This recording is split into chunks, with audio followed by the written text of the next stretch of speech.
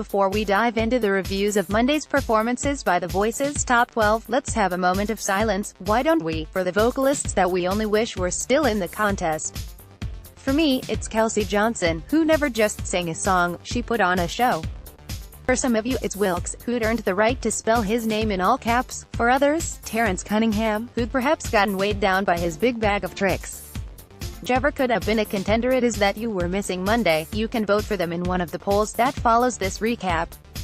Speaking of which, let's get it started. Rayshawn Lamar, Team Adam, When Love Takes Over, Grade C. In rehearsal, Rayshawn's coach suggested that he was coming off a bit sharp. I might have countered that. As much as I like Rayshawn, he was sharp enough to make my ears feel like they'd been stabbed. On stage, he was, as we've come to expect him to be, a ball of energy. However, his performance felt as unfocused as it was enthusiastic, and vocally unconvincing. He ended on a strong note, but this wasn't the same caliber as his show-stopping, I'm Going Down. Caleb Lee, Team Kelly, Amazed, Grade B. Are there really so few songs that The Voice has to keep cycling through the same ones over and over? Just last season, Adam Cunningham's excellent version of Lone Star won him a save, and already, Caleb was doing it. At least it was his choice, and more importantly, he did it pretty well, building up his vocal from tender to passionate with an open-heartedness that you didn't doubt for a minute was sincere. Not a flawless performance but nonetheless impactful. Jackie Foster, Team Alicia, Toxic, Grade C. Geez, I so wanted to love Jackie's Down and Dirty Rock reinvention of Britney Spears' smash which she'd perfected with her band before ever coming on the show. Between her eyebrow-raising phrasing and more pitch problems than a baseball team on a losing streak, this wasn't at all the home run I expected it to be. Jackie seemed to hit her stride toward the end, but by then, it was too late to really salvage the performance. Me thinks she's lucky she's a fan favorite. Spencha Baker, Team Blake, Down on My Knees, Grade A. Spencha definitely has in her voice the warmth that a listener would want from this Trisha Yearwood heart-tugger. And in rehearsal, it sounded like she was going to nail it, in the process, restoring my faith in her tremendous potential. When she took her turn on stage, she didn't disappoint. This was the Spencha that originally blew my mind. This was the Spencha who could go Final Four. Blake said it was because she'd managed to stave off her nerves till the end of the song. Whatever the reason, please, let her do it again and again.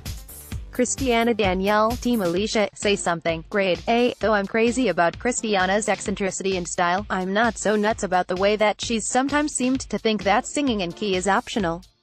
Here, she made me forget any criticism I might have ever had about her. She wasn't just on point, she was magnificently on point, singing with a disarming vulnerability and, ultimately, a power that left my jaw on the freaking floor. Suddenly, I could hear why Alicia kept Christiana over Kelsea and Terrence. Wow, Dr. King, Team Kelly, White Flag, Grade C. When I think of Dr., I think of vocals powerful enough to blow out a speaker or two, not restraint and tenderness, which are rather what this Dido song calls for. Even he admitted that it was a left fielder of a choice for him. But I had to admit, when he started off singing a cappella, it sounded beautiful.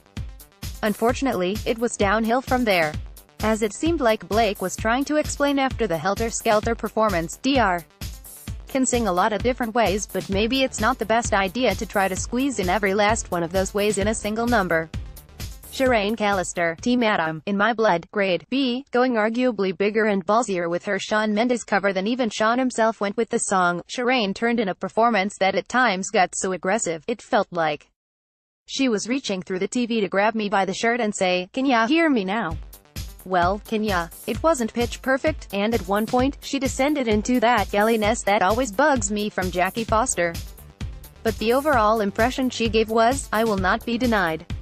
Pryor Baird, Team Blake, Pickin' Wildflowers, Grade A. After his disastrously straightforward cover of 9 to 5 in the live playoffs, Pryor was primed for a comeback, and darlin', this act is spitting tacks like a human nail gun. He went full-on country and then some, covering Keith Anderson with a blistering intensity.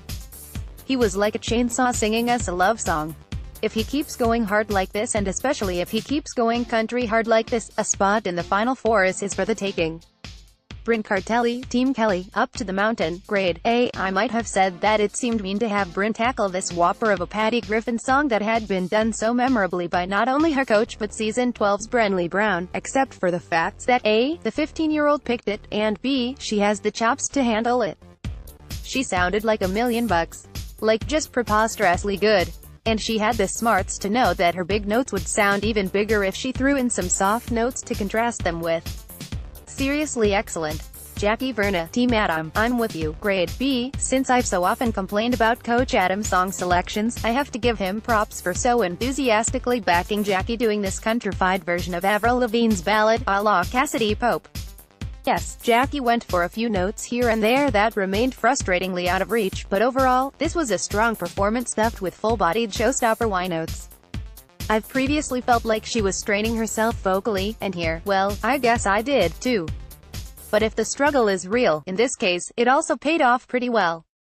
Britton Buchanan, Team Alicia, Small Town, grade C. As wonderfully bluesy as Britton's voice is, I thought it was kind of a misstep for him to opt to go country, even if it was John Mellencamp country pop. The performance was by no means a disaster. It was, if slightly karaoke-esque, fine. It just didn't showcase either Britton's vocals or his charisma as well as his previous numbers have. On the plus side, I did understand a lot more of the lyrics when he sang them than I ever have on the artist formerly known as John Cougar's original. Kyla Jade, Team Blake, One Night Only, grade A. After getting a break-a-leg call from J. Hud, for whom she used to sing backup, Kyla got on that stage and slayed her Dream Girls number. Whatever hide in the shadows backing singer baggage Kyla might have brought to this contest that had previously held her back, she has most definitely shed. This was a go for broke, bring down the house showstopper. If this doesn't chart on iTunes Tuesday, I'll eat my remote. So, which of the top 12 most impressed you? And which eliminated contestant did you spend the evening wishing was coming up next? Vote in the polls below, then hit the comments.